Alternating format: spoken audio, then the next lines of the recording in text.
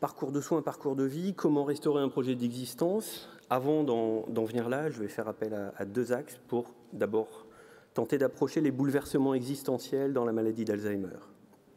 Premier axe, la notion de parcours, plus particulièrement le parcours avec les symptômes, et on va tenter de montrer comment ce parcours vient mettre à mal, sinon se substituer au projet de vie que la personne malade conçoit pour elle et avec son entourage. Deuxième axe, les systèmes dans lesquels la personne est engagée, avec une attention plus grande sur le système familial. Alors je ne reviendrai pas sur le système familial dans sa globalité, mais je m'axerai tout particulièrement sur le couple. Alors ceci étant posé, je vais aborder 3 questions en m'appuyant systématiquement sur des entretiens qui ont été menés auprès de proches de patients jeunes. J'insiste, je vais me focaliser sur la problématique du malade jeune, vivant à domicile et auprès de couples patients conjoints. Alors première question, comment la personne vit-elle les premiers signes? Je vais être un peu en amont de l'après-diagnostic. Alors c'est une période qu'on peut résumer par un sentiment qui va traverser la plupart des entretiens, le sentiment qu'il y a un besoin de savoir qui émerge progressivement et qui va s'organiser en plusieurs temps. À commencer par les premiers signes, alors j'ai envie de dire de façon un peu provocante que les premiers signes, ça n'existe pas, en tout cas si je me place du point de vue du couple qui est concerné par la maladie. Ce n'est que bien plus tard, rétrospectivement, et dans une démarche diagnostique qui appartient un peu plus aux médecins, qu'on va chercher à attribuer à un comportement ou à un événement le statut de premier signe. Ces premiers signes, finalement, ils sont insignifiants, ils sont confondus dans les aléas du quotidien, avec nos défauts, avec notre tempérament, etc. Les premières alertes, en revanche, elles appartiennent bien à la personne et à son entourage, même si, pour la personne et pour l'entourage, ce n'est pas forcément avec la même temporalité. Alors, qu'est-ce qui fait que l'un et l'autre vont s'alerter? Alors, la plupart du temps, rien de très objectif. C'est avant tout une question d'émotion, c'est une question de difficulté à donner du sens devant l'accumulation d'erreurs banales, d'agacement ou face à un moment qui est vécu comme une perte de contrôle, qui peut être effrayante ou tout au moins déstabilisante. À ce stade, ils vont chercher à comprendre, ils vont chercher à interpréter, à donner du sens, et c'est là que le besoin de savoir émerge progressivement. Et le réflexe va être d'associer ce qu'on observe au contexte de vie, à un deuil, à un changement, un surmenage au travail, un problème de couple, etc. Et on en conclut que c'est sûrement, on espère en tout cas, c'est sûrement anecdotique, que tout devrait rentrer dans l'ordre. Idem pour la famille, et idem pour le professionnel de soins ou les professionnels de soins qu'on va solliciter dans un premier temps. Mais le doute s'est installé et va s'accompagner progressivement d'anxiété, d'impuissance, parfois de dépression de la personne malade.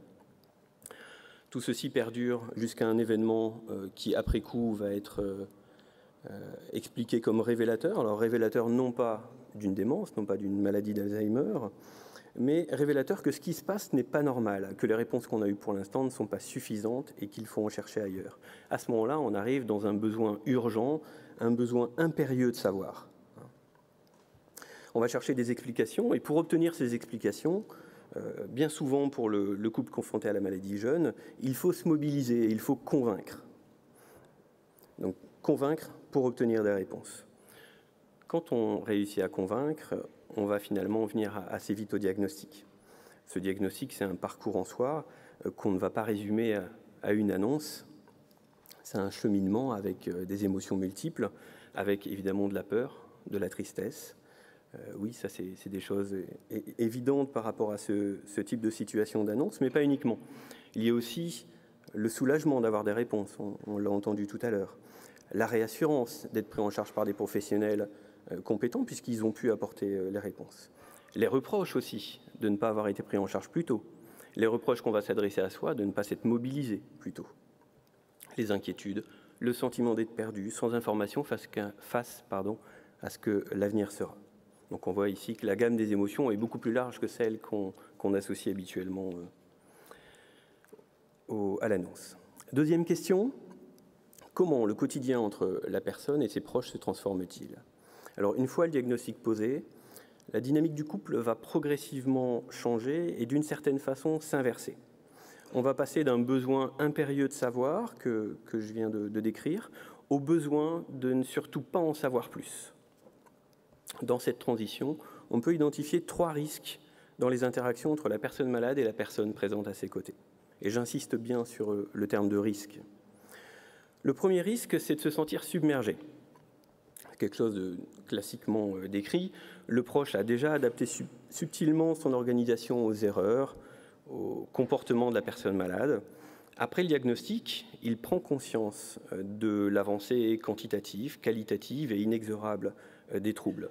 Non seulement la personne malade ne peut plus assumer toute sa part dans le fonctionnement du foyer, mais en plus, sa dépendance va aller en augmentant.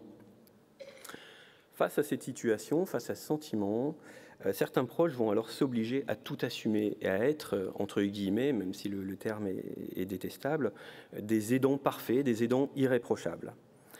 Cela s'accompagne par un phénomène de vase communicant, j'ai envie de dire, d'un rétrécissement des activités des liens relationnels. Vase communicant parce que tout le temps que je passe à être aidant, c'est autant de temps que je ne passe pas dans mes investissements habituels. Donc ce rétrécissement des activités, rétrécissement des liens, va créer un sentiment d'aliénation. Les signaux d'alerte pour le proche surviennent alors sous forme d'émotions intenses, parfois de la colère avec tous les interdits et toute la culpabilité qu'on peut imaginer en ressentant cette colère, de désespoir et parfois d'idées suicidaires qui sont exprimées ou non. Le second risque découle du précédent et on peut figurer ça sous forme d'un engrenage avec un premier risque et qui entraîne le second. Le proche, avec ces émotions intenses qu'il a ressenties et parfois qu'il a ressenties pour la première fois de sa vie de façon aussi intense, il a pris conscience de sa vulnérabilité. Et désormais, il va falloir impérativement tenir le coup. Il faut surtout ne pas s'effondrer. Pour cela, le couple va tenter différents modes d'adaptation et ce qui est remarquable, c'est que ces modes d'adaptation sont assez convergents pour l'un et l'autre. Ils vont tenter d'éviter d'être confrontés aux réactions des gens, éviter de rendre visible la maladie, éviter de parler de la maladie, même entre eux, éviter de parler de la maladie, éviter d'être en contact avec d'autres personnes malades, jusqu'à éviter de fréquenter les groupes d'aide.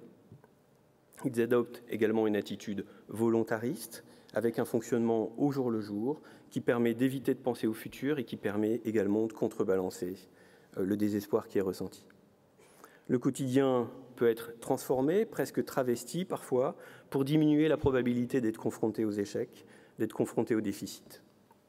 Il y a une forme de fuite en avant qui serait, si vous voulez, hyper adaptative.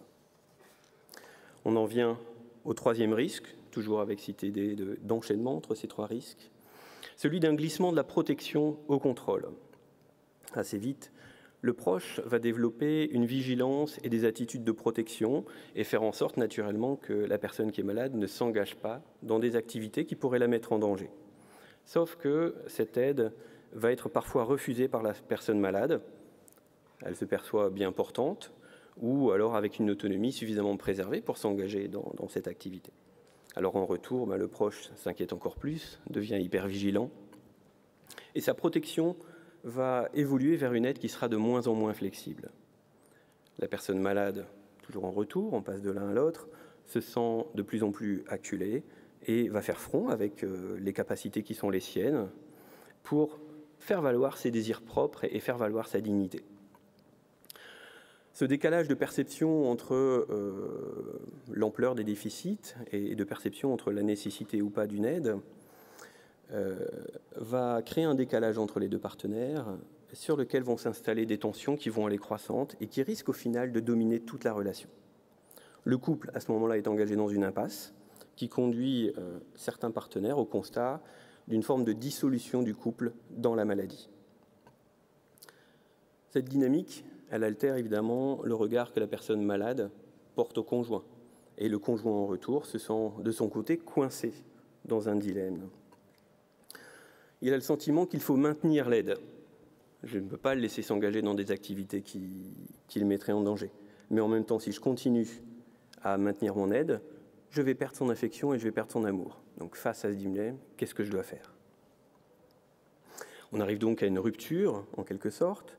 Le regard a changé, tant le regard qu'on porte sur l'autre que le regard qu'on porte sur soi. On ne se reconnaît plus dans tous les sens du terme. Parallèlement, le couple continue à s'isoler. Alors en prétextant la peur de déranger, parce que l'extérieur est intrusif, en prétextant la peur d'être un poids, en prétextant que les enfants, ils ont déjà leur famille à charge, ils sont déjà dans une progression professionnelle, il faut les laisser tranquilles, ou tout simplement parce que personne ne peut réellement les comprendre. Certains couples vont mettre à distance la famille. Alors pour certains, c'est quelque chose qui peut être positif, ça vient renforcer le lien. Pour d'autres, et notamment ceux qui sont engagés dans une série de tensions qu'on vient de décrire, cela va éloigner progressivement les partenaires l'un de l'autre. Le couple ne discute plus, le couple n'échange plus, les échanges se raréfient, réduisant également les possibilités de régulation du couple. Dans un couple, il est important de discuter, c'est évident, et que parfois une bonne engueulade, ça permet de réguler les choses. Là même, cette possibilité ne peut plus se passer puisqu'ils s'évitent l'un l'autre. Le silence s'installe et il est d'autant plus pesant que les deux partenaires cohabitent. Ils deviennent en quelque sorte deux étrangers qui vivent sous le même toit. Alors, qu'en est-il maintenant du destin du couple avec ces trois risques qui se sont enchaînés? Et je parle du destin du couple amoureux. Le couple, on peut l'espérer, il s'est fondé sur un contrat amoureux et il a fonctionné avec un certain équilibre. Cet équilibre, il impliquait une répartition des tâches, des responsabilités, c'est classique. Cet équilibre tenait compte de la personnalité et de la capacité de chacun à nourrir l'autre par ses gestes, ses attitudes, ou plus subjectivement par ce qu'il incarnait pour l'autre. Au final, et dans les cas les plus touchants, les plus dramatiques des couples qu'on a rencontrés, ce fonctionnement ne tient plus et l'entité couple est semblable à un édifice branlant qui insécurise totalement les deux partenaires. Alors j'ai conscience que ce que je vous décris là paraît bien pessimiste, mais encore une fois, j'insiste sur le terme de risque. Et je voudrais conclure donc sur une dernière question, les pistes de sécurisation du projet existentiel. Je pense à trois pistes principales. En premier lieu, et ça a déjà été, je pense, largement évoqué, l'idée que dans le parcours de soins, le diagnostic, c'est un moment stratégique pour sécuriser le projet existentiel. Le diagnostic, c'est un moment de crise, donc par nature douloureuse, et ça restera douloureux malgré tous les efforts qu'on pourra faire, même s'il faut continuer à faire ces efforts. Mais c'est une crise qui vient clore une période de doute, une période d'inquiétude, où le couple est animé par la quête d'un savoir. C'est une période d'ouverture et d'attente envers les professionnels, tant de la part de la personne malade que de son entourage. Après, au contraire, j'ai envie de dire qu'il est presque trop tard. Le champ se rétrécit, le couple se replie sur lui-même, s'isole, il se barricade contre toutes les angoisses qui sont associées à la maladie. Les dispositifs d'aide, les dispositifs de répit, les professionnels, en dépit d'eux-mêmes, sont des sources d'angoisse. Les professionnels incarnent et viennent rappeler la maladie, ils ravivent les angoisses. Donc si quelque chose doit se mettre en place, je suis convaincu que c'est vraiment précocement au décours du diagnostic, avant que le fonctionnement du couple s'enquiste. En second lieu, je ne peux qu'encourager des démarches qui s'adressent, alors, 1, à la personne malade, évidemment, 2, à son proche, on a évoqué hier les formations de France Alzheimer, mais également 3, à la dynamique qu'il y a entre deux. D'où aussi la nécessité d'enclencher ça de façon précocement. Le projet existentiel de l'un ne peut pas s'envisager indépendamment de celui de l'autre, parce que chacun va faire évoluer son propre projet en tenant compte de celui de son entourage. Et puis aussi, parce qu'il faut être réaliste, une partie des conditions de la bonne réalisation du projet existentiel de la personne malade va reposer à terme sur le soutien de son proche, pour sa mise en œuvre concrète, mais aussi pour continuer à animer ce projet lorsque la personne malade sera plus en difficulté pour affirmer ses souhaits, ses désirs et défendre sa dignité. Alors Catherine Olivet expliquait hier que la faiblesse de la maladie d'Alzheimer, c'est qu'elle résiste mal à l'amour. Je crois qu'il faut, en amont, préserver cet amour autant que possible. Enfin, les constats plutôt pessimistes que j'ai faits nous permettent au moins d'identifier plusieurs obstacles à la réalisation d'un projet existentiel, et donc c'est autant de sources de pistes d'accompagnement. Première piste, le rétrécissement des possibilités, le rétrécissement des activités, qui est lié bien sûr à la maladie, donc qu'on n'oublie pas, mais aussi, on l'a vu, aux tentatives de chacun, la personne malade comme le proche, de faire face comme ils peuvent, j'ai envie de dire avec les moyens du bord, aux émotions qui les dévastent. Ils parviennent à soulager une partie de leurs angoisses, mais c'est au prix fort, c'est en sacrifiant une partie de leur projet existentiel à l'un et à l'autre. Deuxième obstacle au projet existentiel, c'est le contrôle qui va peu à peu ou qui risque peu à peu d'envahir la relation et qui s'accompagne de tensions. Troisième obstacle, la centration sur la maladie au détriment d'une centration sur la personne malade et sur son identité qui est déjà mise à mal par les processus neurodégénératifs. Et puis enfin, dernier obstacle, la centration sur le devoir d'être un bon aidant au détriment du lien originel qui nous lie à la personne malade. Et je conclus. Ces obstacles donc, sont autant d'axes pour l'accompagnement des personnes touchées par la maladie. Alors, pour réellement conclure cette fois-ci, il faudrait remercier toutes les personnes qui ont participé au projet que je vous présente aujourd'hui. Déjà, Florence Pasquier et son équipe, sans laquelle on aurait pu vous présenter ces résultats et mener cette recherche. Également, je ne suis que la partie émergée de cette recherche, et il y a du monde dans la salle qui y participe et je tenais à les remercier. Et puis enfin, tous les couples qui ont accepté qu'on vienne les rencontrer, qui nous ont acceptés chez eux et qui ont accepté de nous parler de leur intimité, de ce qu'ils pouvaient vivre pour permettre de développer des dispositifs d'aide à ce qu'ils vivaient. Je vous remercie.